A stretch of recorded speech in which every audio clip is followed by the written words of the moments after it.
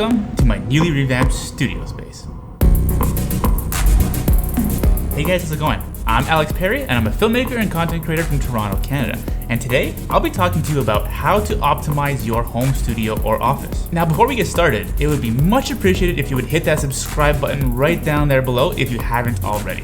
Also, while you're at it, don't forget to hit that little bell notification icon to get notified every single time I drop new videos like this one. Also, don't forget to grab your phone and go to Instagram and follow me at AlexSPerri.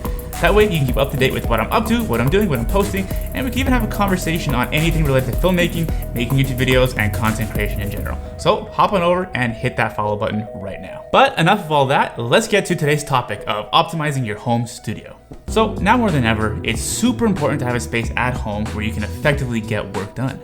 You want to feel good in the space. You want to feel motivated and creative, and like you never want to leave that space or room. The space should inspire you to be creative. It should help you be efficient, but it should also cater to your every need. Back when I had a business partner and a partner on this channel, I actually had a much bigger room in this house to use for my YouTube studio or home office. I knew when moving here that I'd be using that room for my YouTube studio, so I planned from the get-go what it would look like to match my current branding at that time. Once I went solo, I decided to give up that bigger room for my own personal family use. My wife and I wanted to have a bigger living room in our house, so it made more sense to use that room for that and swap to the old living room to be my home studio.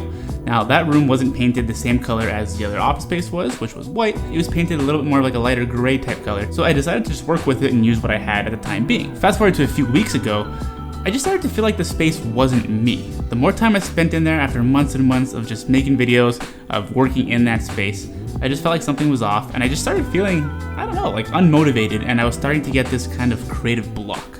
I played around with quite a few different layouts in this room. I feel like I was switching layouts every month or two, but nothing really felt quite right. I really started to feel like being in a space was contributing to my recent creative blocks. So I went back to the drawing board. I sat down and made a list of all the things that didn't work for me, starting with feeling tight when editing at my computer. As you can see, the two desks meet at the corner, making things quite tight. It was also hard to maneuver around with equipment when filming. I spent too much time figuring out different sets for my YouTube videos. Although my main set worked well, I didn't like my tutorial or desk setup, and I didn't have a third setup for casual talking videos. The whole space felt too tight and cramped, and I didn't feel like the design or decor was being used to its fullest potential to match the style of my branding. Then I made a list of all the things I wanted or needed in a space. I wanted more room in the middle to walk around and set things up. I wanted better organization. I absolutely needed more elbow room when editing. I wanted more distinct, separate sections to the office or studio. Ideally, it would be nice to have 2 to 3 proper YouTube sets, and I wanted a different wall color. So I quickly sketched out what a layout could look like, talked to my wife about it to get her input, and settled on what I was going to do. So first things first, I decided I need a fresh coat of paint for this room right here. Since there was basically a stay-at-home order at the time in Toronto, I couldn't buy paint at a store. So I started looking online for any major retailer that would ship paint out, and I actually found it quite difficult to find somebody that would ship me paint. I looked everywhere and none of the major retailers would ship to me. Absolutely none. Home Hardware? Nope. Lowe's? Nope. Home Depot? Absolutely not. None of these guys were shipping out paint. It was crazy. So I kept looking online, and I realized that in the US and in the States, these companies do ship out paint to residential addresses, but for some reason in Canada and Toronto, none of these companies would ship paint to the customer. You had to all pick it up in store. I seriously started thinking this project would be over before it even got started. So that's when I stumbled upon this little company in Hamilton, Ontario, near Toronto, called DIGBY Paints. They're an online paint retailer that sells paint and supplies and ships it directly to your door. And the best part of it all is they were still delivering and operating. So I reached out to them, told them about the project I wanted to work on, and we decided to collaborate on this project together. Now, just a little disclaimer here, this is absolutely not a sponsored video. DIGBY did not pay me to make this video or any other video for them. All they did was send me a couple cans of paint and a bunch of supplies, but in no way are they telling me what to say in this video. Everything I'm saying and everything I'm talking about is my own opinion from my own experiences. So, considering this is the first time I bought paint like this online, I would say the process was super easy. So if anybody is in the GTA or Toronto area that is looking to do some home renovations or just looking to get any painting done while they're stuck at home, this is the perfect company to reach out to now as they are still operating. So at first, I wasn't quite sure what color I wanted to do in this room. I just knew I wanted it to be dark. So there were a few different colors that I had looked at. One of them was in the kind of tealy blue green color. One of them I think was more of an actual dark green, and then there's just traditional black. But I still wasn't really quite sure, so I decided to order a couple sample swatches on their website ahead of time, and within a few days it was at my door. So basically, they're these awesome bigger square type swatches that you just slap on up on your wall, and you can see exactly what the paint will look like in any room and in any different lighting conditions. So this is perfect because unlike what you get at your local hardware store, which are usually quite small little swatches and they're next to a bunch of other colors, this is actually quite a bit bigger, and it actually has a sticky adhesive type backing that you can just kind of slap it on and stick it on your wall. You can take a step back.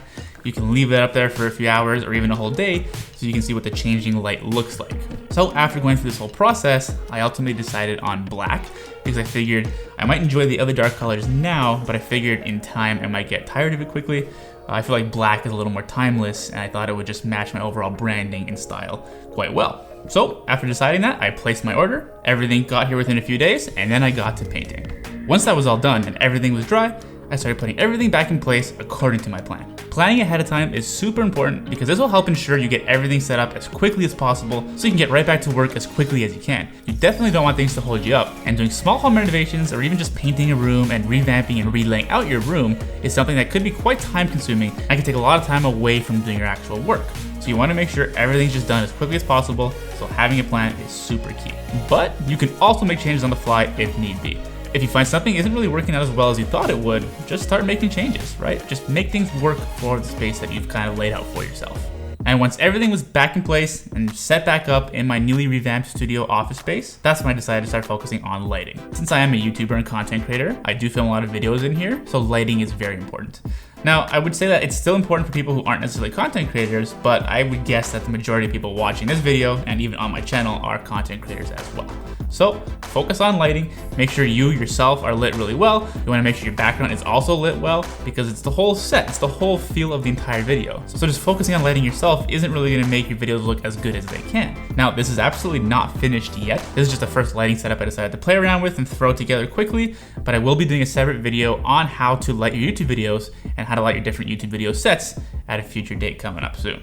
But just for demonstration purposes, I've got my main key light over here. That is the Aperture 120D. It's quite close to me and it has the soft box attachment on it as well. So this is a big, large, soft light source, and keeping that as close as possible to you or the subject is what allows you to get that nice soft look and that soft shadows to your whole look.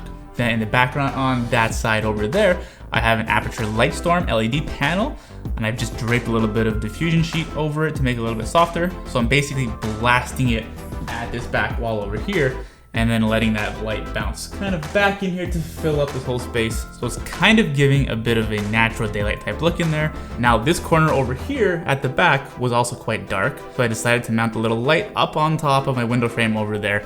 Is a Falconized F7 at a daylight type balance, and just shine it in that corner on a pretty dim setting so it just fills in a little bit more. So this kind of completes the look of the background set. I've got my little neon light right back there as well. So I feel like this kind of adds to the look of the whole set, but I feel like that spot right back there, that's pretty empty. Now I had a picture that I wanted to put up on the wall, but it was, I don't know, I love how it looks, but it filled in that space a little too much. I do like seeing a bit of the black dark wall, so I'm not sure what I'm gonna do there. I did order a few Quasar Science LED light tubes a few months back, and boy oh boy are they taking a long time to get here. They should be here soon.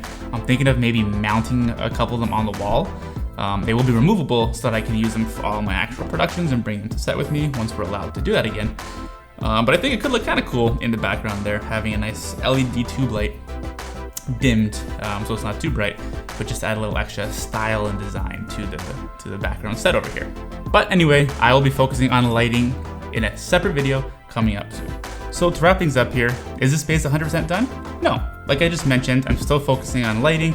I'm still trying to play around with different setups and different ways I can get exactly what I want done in this space. But I am super happy with the end results so far. Little things I do want to focus on are probably maybe even decor a little bit more. I'm not sure if I'm going to keep everything 100% the same way. I might start looking for different things, different ways to decorate my set a little bit differently or a little bit better. But this was a perfect way to do this on the cheap because I had all this stuff already. It was already in my office space or in different parts of my home. So I kind of just gathered everything I had that I like, that fits my style, and I put it in this room in a nice way. But it's okay to keep playing around with things. It doesn't have to be 100% done when you decide to make these changes or revamp your home studio or office space. Just make sure it overall makes you happy and feel good. So all in all, I absolutely love the space that I set up here for myself. It just makes me feel happy and feel great. Like just coming in here, I don't know, I just have such a positive and great feeling. And I just feel like I didn't have that for, I don't know, it's been quite some time. It's been a while since I felt great coming into my office space. I actually look forward to coming in here every day. Like when I wake up in the morning, I'm like, I can't wait to just get to the office, get to work. It's awesome for even just hanging out a bit. It's awesome at nighttime when I want to just hang out and game a bit on my PC over there. So I just feel like this is a space that I want to be in, whether I'm working or even hanging out and relaxing. The space is functional, it's organized. I have multiple work areas I can move from depending on what I'm doing. So if I'm editing on my computer, I'll be in that back corner. If I have to do paperwork or some planning, I can sit at this desk right here. I can easily get overhead shots with the rig I have built above my desk here without having to tear anything down every time I want to set that up. I now have multiple YouTube sets that are just completely ready to go whenever I need to. And I can even relax and take a break by just sitting or lying down on that couch right over there, all while feeling great and inspired. I feel like I've truly set up a space that keeps me motivated to keep going and get things done. I really do think it's very important for everybody to focus on their space at home, especially when everybody is kind of forced to work from home for now. But even once we're not anymore and you just get work done at home, or if you're a content creator and do work from home, I just think this is something that everybody should be focusing on. It'll help you feel better, it'll help you feel creative, and it'll help you keep going forward. Just make sure the space works for you. And there you have it. That's how to optimize your home studio or office to better fit your needs to be able to work from home comfortably and efficiently. I hope you enjoyed this video. If you liked it, don't forget to hit that thumbs up button down below and drop me a comment letting me know what you thought. Are you thinking of revamping or changing up your home studio or home office space? Let me know in the comments down below. Also, if you already have changed up your office or studio space, or if you just think you've got an awesome space and you want to share it with me, don't forget to hit me up at Twitter or even on Instagram at AlexSPerri. Make sure to follow me there and just send me a message or just tweet at me sharing a picture of your office or studio space. I'd love to see it. Also, I would much appreciate your support if you would hit that subscribe button right down there below and ring the bell notification icon to get notified every single time I drop new videos like this one. It really would mean a lot to me if you show your support for the channel and just hit the subscribe button to follow along with my creative journey. I've got a lot more cool stuff coming your way, lots more useful things that you're going to want to stay tuned with, so make sure you do hit that button and get notified of when I'm posting new videos. As always, I'm Alex Perri, and I'll catch you in the next video. See ya!